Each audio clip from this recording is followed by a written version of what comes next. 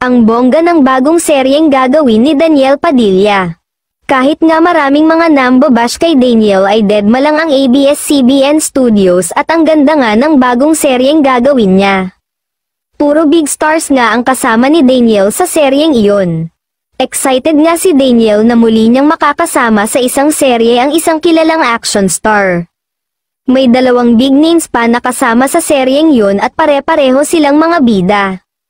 Napakalaki nga ng proyektong iyon ng ABS-CBN Studios at malulula umano ang madlang people sa casting. At least daw ay kahit hindi na girlfriend ni Daniel si Catherine Bernardo ay matinding serye pa rin ang ibinigay sa kanya ng kapamilya.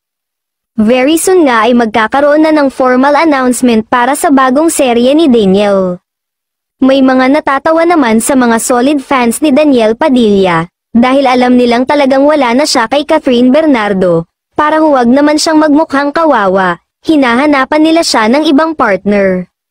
Ngayon mukhang inililink nila si Daniel kay Atasha Mulak, kasi nakikita siguro nila na malakas ang batak ni Tash at dumarami na ang fans, bukod sa maganda talaga, kung si Tash nga naman ang maipapartner nila kay Daniel, baka may laban na naman sila, pero papaano nila makukuha si Tash na nasa kalaban nilang network?